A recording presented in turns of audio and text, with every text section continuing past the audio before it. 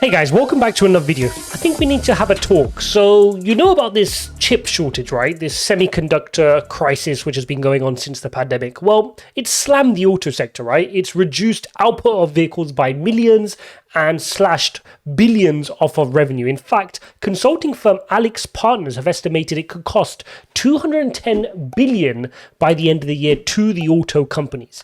But what surprised me and what I want to speak about is how has Tesla managed to navigate this chip crisis, and why have they come out somewhat unscathed? I mean, Tesla have just announced that they've delivered a record-breaking 241,300 vehicles in Q3. That is 102,000 more than they delivered in Q3 last year. That's a 73% year-on-year increase, right? Now, to put that into perspective, GM, which granted are a much larger company, sold 447,000 vehicles in Q3, but that was a 33% decline year on year. So Tesla grew by 73% year on year, and GM declined by 33%. Now, if that doesn't get you confused, what should is that an electric vehicle requires 3 to 5 times at least more chips per car produced. Right? So not only have you got an incumbent versus a younger company when you're comparing GM to Tesla, they're both facing this chip crisis, but Tesla should be penalized more, theoretically, because they're running electric vehicles, right? Whereas the majority of Ford's production are gas, internal combustion engines, right? ICE cars. So what's going on here? How has Tesla managed to navigate this? Let me put this into a little bit more perspective for you. Subaru declined by 30%. Output declined by 30% in September. VW, 8%.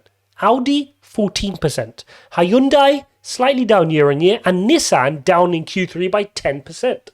So what's going on here? How did Tesla manage to navigate this and be so different? Well, first, let's take a look at what some of these legacy kind of companies were doing. So, first of all, do we think this chip shortage is going to continue, right? So we're getting a bunch of mixed messages. Intel is saying it could take, who are one of the biggest chip producers, saying this could take a few years to resolve itself.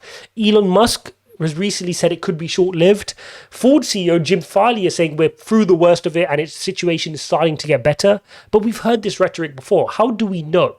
So let's recap a little bit. So when the pandemic hit, there was this sudden kind of belief and realization that people weren't going to order cars. They're not going to be mobile. They're not going to order cars, and everything's going to go into lockdown, right? So what happened was a lot of the auto manufacturers would have communicated with their suppliers for the chips and said, whoa, we don't need any more chips. Nobody's buying from us. Cancel those orders. We'd have no use for them. Chip companies have gone, okay. They wouldn't have been very happy, right? And then what happened was during the pandemic, people were buying Nintendo Switches, game consoles, Peloton bikes, all sorts. And the demand for goods with a lot of chips went up. So these suppliers managed to find other new customers and other uses for those chips. Those chips were ultimately sold. When the pandemic then resolved itself, and demand started to turn back on for vehicles, and everybody was desperate to buy a vehicle, which what we saw, used car prices and new car prices skyrocketing and causing an inflationary effect. Suddenly, the likes of these automakers are phoning up their semiconductor companies and saying, we need to switch on supply again. Now, is it that easy to switch on supply? And you can even hazard a guess that in that situation, if you were the supplier, how would you feel if at the last minute these companies were switching off their supply with no loyalty, and then suddenly at the turn of a dime want you to change everything, drop your Peloton bikes and Nintendo Switches and start producing for Ford and GM again? How would you react, right? So you got a little bit of that. But the other more interesting thing is what Tesla managed to do to pivot their way through this problem. And I think this is really important.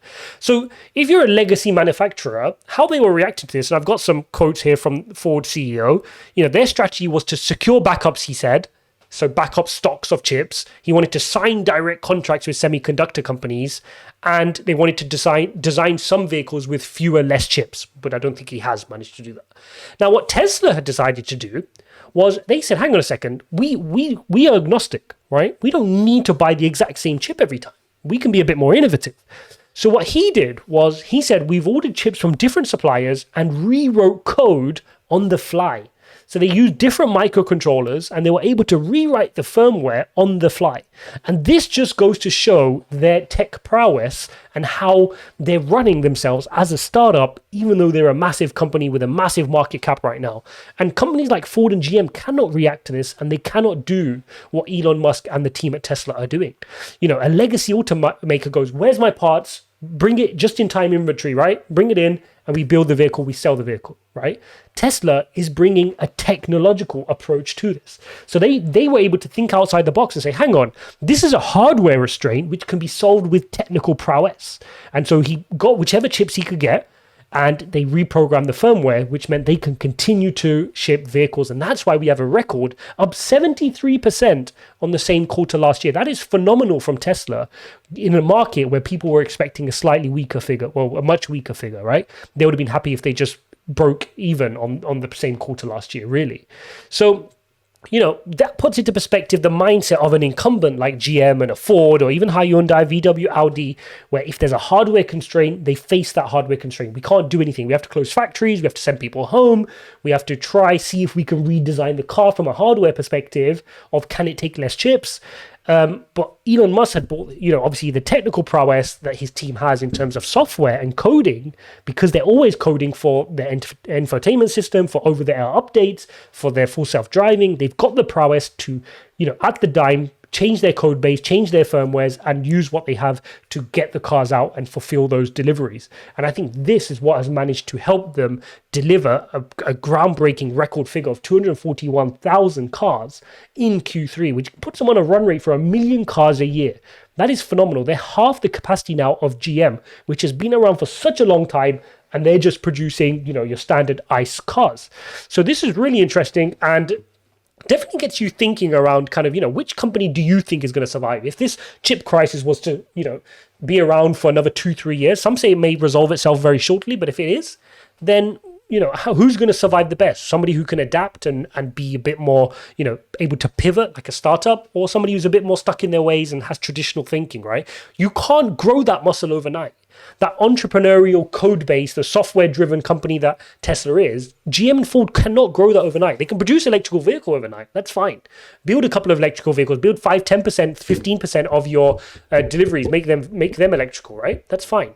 But how are you going to build that technical prowess? How are you going to build that, you know, that entrepreneurial culture? That's going to be difficult for these incumbents. And I think that's where they're going to challenge. They can build beautiful cars. They can take the technology they already have from the physical car they have and make it electric, but you can't rewire the company, right? And this is the same comment I have for something like an Ethereum, right? Ethereum can move to proof of stake, but does it really make them a proof of stake properly built for proof of stake like Cardano? This is the kind of thing you have to think about, right? It's when a company pivots, are they truly, can they truly become the AI tech company that Tesla is? They can build electric cars, we're not disputing that, but can they become Tesla and compete with Tesla? That's a separate conversation. And then moving on to the other thing, which is, you know, do we think this supply chain issue is going to just resolve itself, right?